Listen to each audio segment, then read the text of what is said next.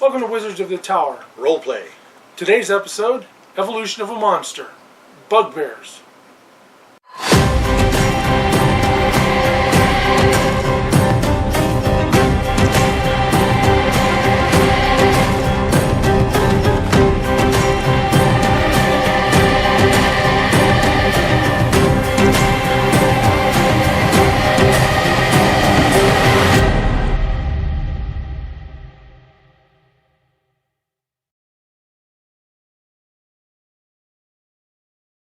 Welcome to Wizards of the Tower.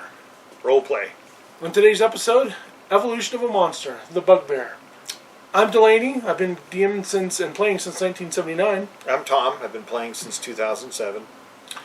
And kind of wanted to go over the evolution of a monster from 1st edition, 5th edition, Pathfinder, and Pathfinder 2.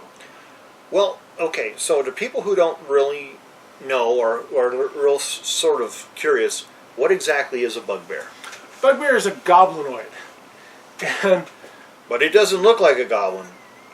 It's changed appearances through time. It looks like a big goblin with ears that are sticking out. Sometimes it's presented as really hairy like a bear. Sometimes it's just got hair like a human might. So the appearance of it has really changed through society, or through the time and iterations of gaming, from 1st edition, 2nd, 3rd, 3.5, 4, 5th, Pathfinder 1, and Pathfinder 2, and in many other games. So when I think of bugbear, and I think of kind of the historical reference of bugbear, in literature, especially European literature, a bugbear is typically kind of like a boogeyman, kind of like the wild creature out there that everybody's going to be frightened of. And so I think bugbears are used in roleplay gaming as sort of the stereotypical kind of villain. Yeah, and they're considered part of the goblin subclasses. In fact, in 4th edition, when I was digging through all the monster manuals, it was in the goblin family instead of in its own section like every other book. In 1st, 2nd, 3rd, 3.5, Pathfinder 1st edition, Pathfinder 2nd edition.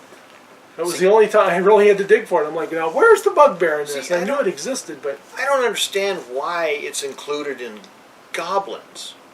Because, to me, I mean, it's like a creature. A goblin is not a creature, so to speak. It's like a humanoid. Yeah. Are bugbears humanoids? Bugbears are humanoid. They walk on 2 legs. Well, yeah, they do. But, I mean, goblins have goblin culture. And a lot of that comes from Tolkien. That they have a goblin king, songs. They have a culture that they live in. They have a language. They do all that kind of stuff. Do bugbears have that? Yeah, I would assume so. Okay. I mean, I'm using that word assuming. Okay. Now, they're also considered, hobgoblins are another form of goblin. They're just a bigger goblin. Okay. They kind of push them around. Okay, so hobgoblins, again, there's that term that kind of hobgoblins that people kind of use for the boogeyman.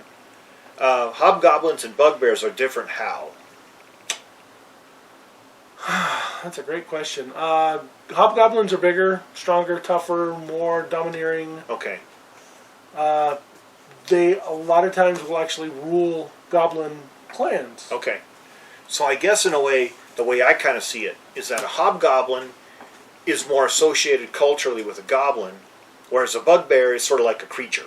That bugbears would be off by themselves with other bugbears. You actually find them with goblins on occasion. Just kind of depends upon the DM and how they're running their adventure. You may find adventures out there, adventure paths, and modules that will have bugbears and goblins mixed together. Mixed together as a fighting group or a cultural group, yep. or would bugbears be like pets of goblins? No. Okay. Bugbears are more like the leaders and warriors for goblin types. Okay. Well, so how did bugbears start out in 1st edition, the first time you encountered them? So bugbears, now, in 1st and 2nd edition, we didn't have CR. We went by hit die. Okay. And that was the challenge to a party, was how many hit die the creature had. Now, hit die monsters didn't use a D4 or D6 or D8 unless it's specified within the monster manual. every monster was a D8. So in the case of a Bugbear in 1st and 2nd edition, they were 3 hit die plus 1. So they could have a maximum of 25 hit points and a minimum of 4 hit points. Okay. And the DM rolled how many hit points a Bugbear had. It was individual. It wasn't set like it was later on, where they would say a Bugbear had 27 hit points. Of course, the DM has the option of changing that, right, and upping and down it, because they do give how many hit dice they have. Okay. And it's just an average that they give you in the book for how many hit points they have. So a Bugbear in 1st and 2nd edition had 3 plus 1 hit die. Minimum of 4, maximum of 25. And what dice did you roll for that? Use the D8. A D8. Always a D8 for the monsters in 1st and 2nd edition. All right. Now you said that, so I was just thinking. Yeah. All right. So you roll a D8 3 times, max 24, min 3. If you 3D. Yeah. So it's 3D. Yeah. I mean, if you plus 1. Okay. So you always added a plus 1. So it'd be like a minimum 4. Right. Okay. And then in 3rd and 3.5, they had 3D8s or 64 hit points. Well, how come they got so big all of a sudden? Yeah, it's or 16 hit points. I said 64. 16 hit points. So they didn't have that big of a jump. So their hit points average was what they considered 16. Well, okay, so 16 max? No, 16 average. Oh, so average. 3d8 was what they could have. Okay. But you used, instead of an 8 now, you used a d10. Ah. So they can have a maximum of what? A d8 plus 10 3 times, So 30 something? Yeah, 30 some hit points, so 16 about average. So they've grown, so to speak, increased as you went from 3 to 3.5. Right, and they actually gave them a challenge rating of, I think, 2 or 3. I forgot to look at that. Okay. 4th edition, they gave them a base hit points of 26. So they went up again. Yeah. And then in 5th edition, they gave them 5 d8s, or an average of 27 hit points. In Pathfinder, it was more like 3 and 3.5, where they were 3d8s plus 3 with an average of 16. And in Pathfinder 2nd edition, they have an average of 34. Why do they keep increasing? So that's kind of my question. So every game is either increasing or decreasing exponentially and changing the challenge rating. So in Pathfinder 1st edition, a Bugbear is considered a challenge rating 2. Okay. And in Pathfinder 2nd edition, they're actually considered a creature 2 or CR2. Okay. Which their hit points are harder to take down, but their hit points are higher. So they're harder to hit and have higher hit points. Yeah. Okay. Bugbears, I mean, do you often see Bugbears with armor? Or do they use natural weapons? Or do they actually have, like, swords or axes? They actually will wear armor, and they will actually use weapons. Do they have natural weapons, like claws and teeth? No, they typically don't. I mean, you could probably add that in. Some of the rules, fists or whatever. Okay. They can do natural attacks, but it's not that much. So they typically like to use weapons and armor just like any other character race or class.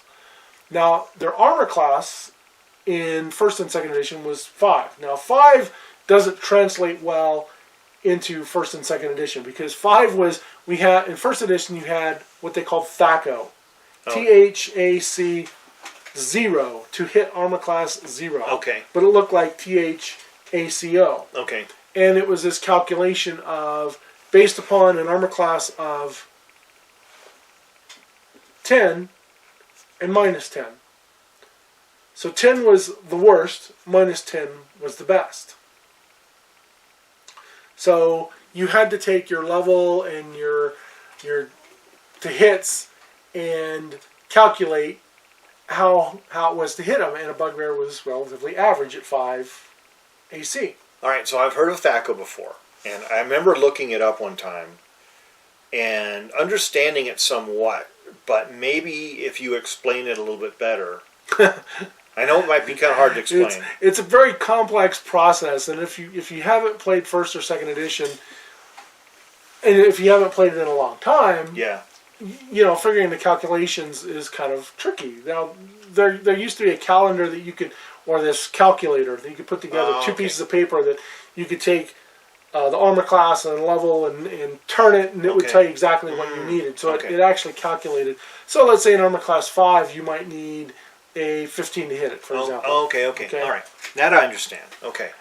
So moving in to then like 3 and 3.5, when they changed the AC. The AC a little bit, and they got a little bit tougher to hit, right? Right. Okay.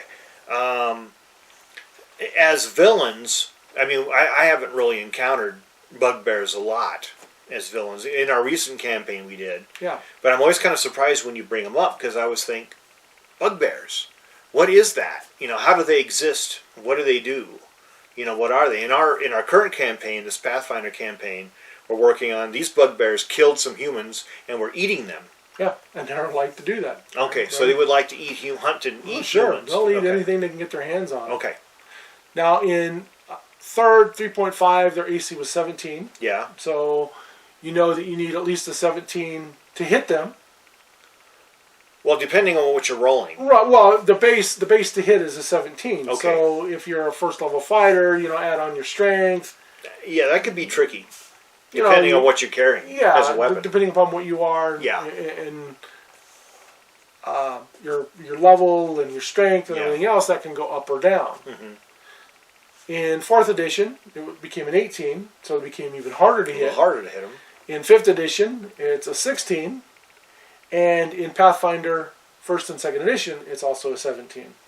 And so with their 17 armor class, that's actually considered a pretty easy character to hit, considering how now when we create our characters in Pathfinder, they're actually a lot tougher.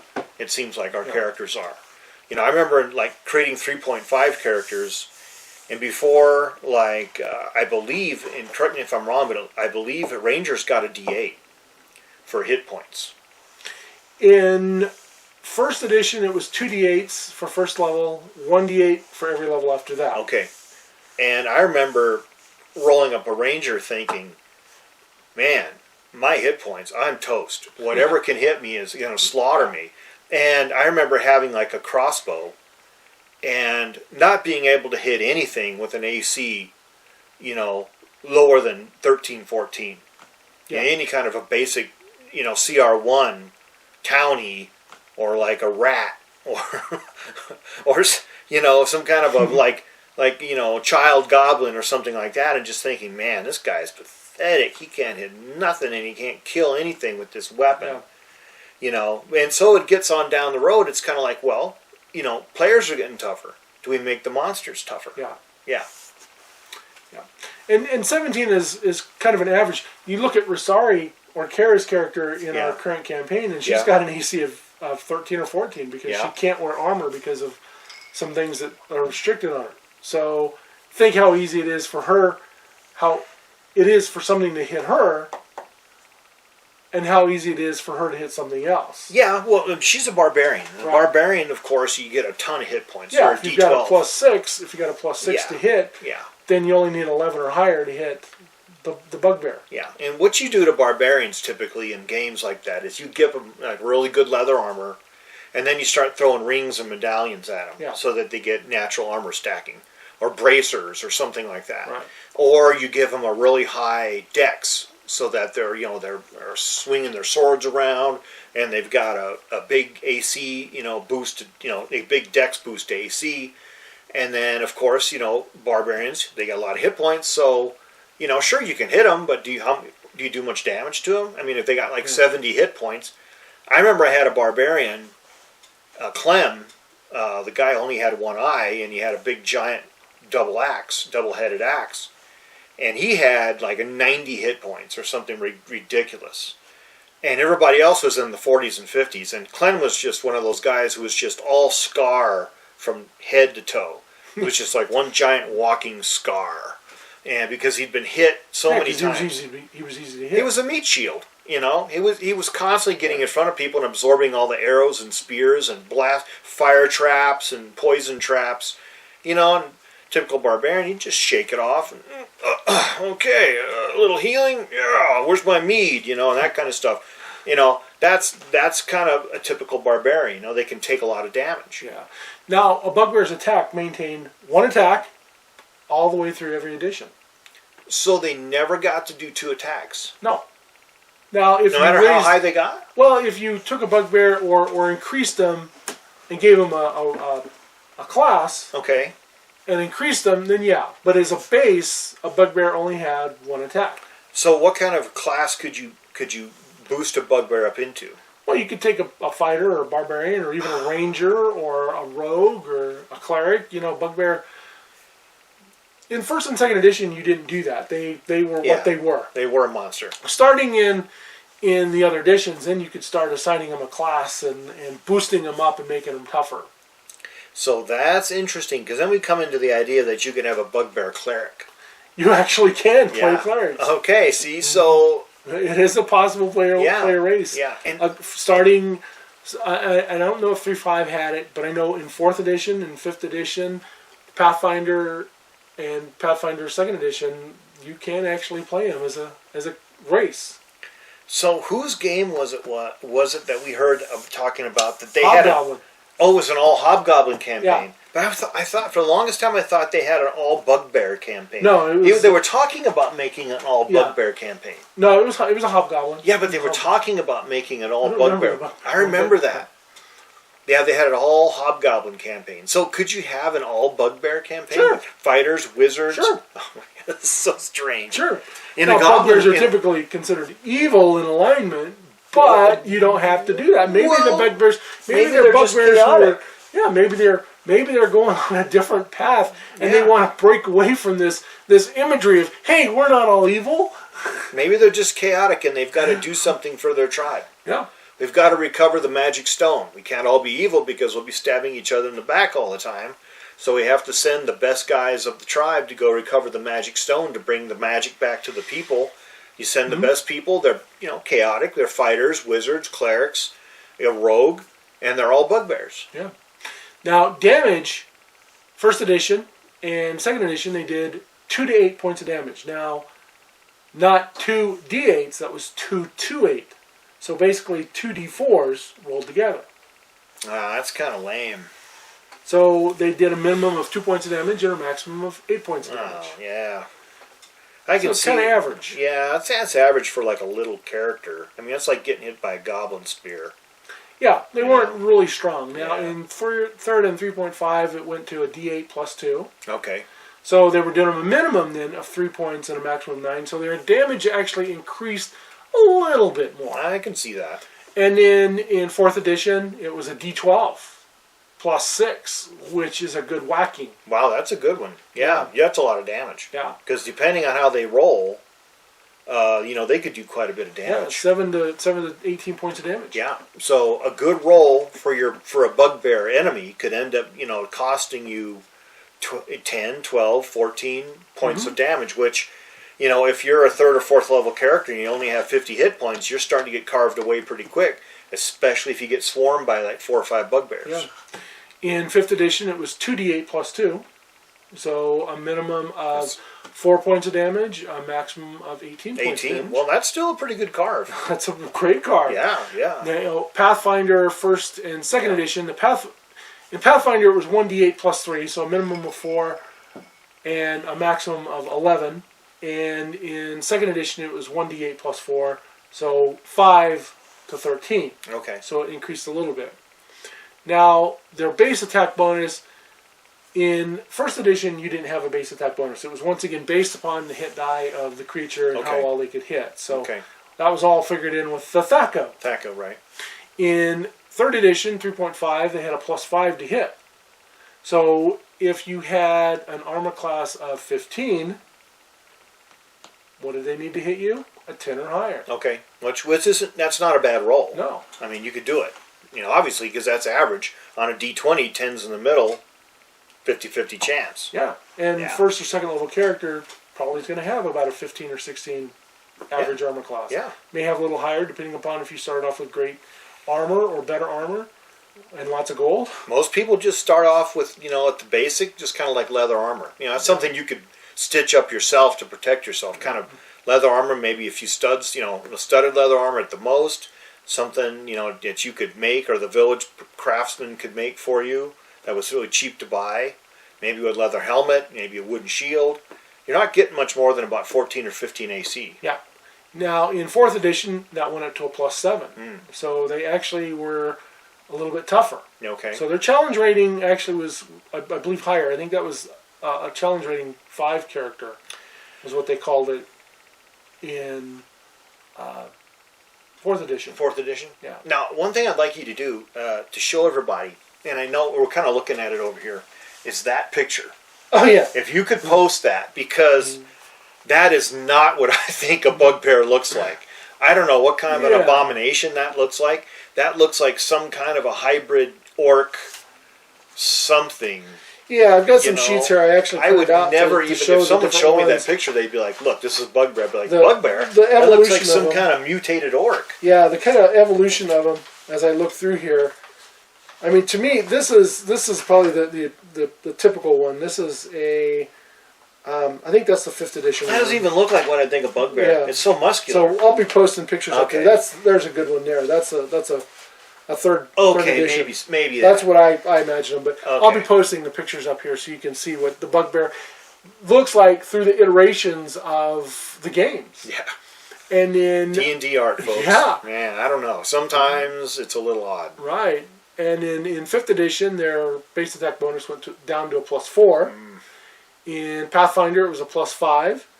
And in Pathfinder 2nd edition, it was a +2 or a +10, depending upon what they were doing.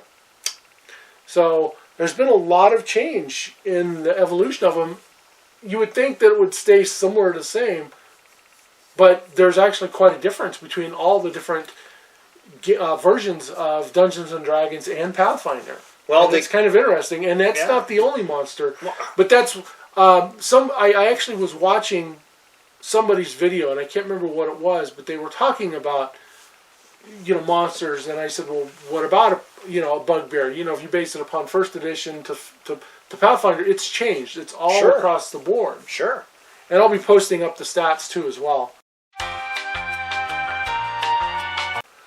as we go along in this episode. Now, I know there's like revised editions because, we've been reading a lot about the history of D&D, and they do revised editions from 1 to the monster manual to the next monster manual to this advanced monster manual, that kind of thing. And all the stats kind of change.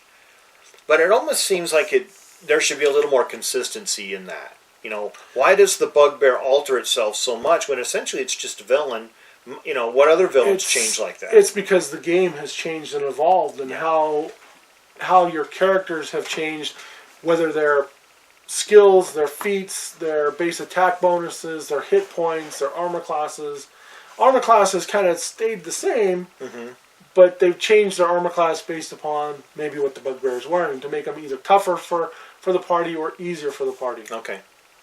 And it's, like I said, Bugbear's not the only one. There's other monsters that they've changed this with too. Well, we can bring that up at another time. We can talk about a specific monster. It'd be interesting to look. Now, Pathfinder doesn't have a beholder, but it'd be interesting to look at the difference of a beholder from 1st to 5th edition. I know, as a player, when you always heard of a beholder, they were a nasty creature to face because they could disintegrate you with one blast of their eye, or fireballs or lightning bolts and anti-magic and something like that. I mean, when you talk about the most dangerous creatures that you'll encounter in games, I mean, to me, the things that really upset me most when we get in with game playing, and the monsters we run into the most, to me, are usually undead. Because they have so many multiple attacks. They can fly, they can come in and out of walls. They can level drain, and nothing's more scary to a player than level drains. Or ability drains. Yeah. And so, okay, you just lost a permanent level. Especially when you're low level and you don't have a restoration. Right. Let's say, for instance, you're a level 8 fighter, all right, and you worked hard to get there. You fought a lot of campaigns. level drain. You're now a level 7 fighter. You're like, you're kidding me, man. Why, why would you do that? Why would a DM do that to players? It's one of those things. I mean, we can talk about why DMs do the things they do sometimes, but it's like, why? Because it is so hard sometimes to level in games, and getting hit with an undead attack and they start level draining or ability draining. It's like, oh man, that's the kind of things that frightens me most. But and that's the evolution of some of the undead, of how they've changed. And we can definitely look at that. Yeah. And it's just kind of interesting that Bugbear is one of my pull of the hat because of what this episode of, I can't remember who it was, but they were talking about monsters, and I'm like, look at the evolution of how the monsters have changed. Yeah. And I think it was based upon challenge rating is how they mentioned it. And I said, well, challenge rating really doesn't. They were talking about how to calculate challenge rating. I think it was the Dungeon Dudes. Yeah, might have been Dungeon Dudes. So shout out to you guys.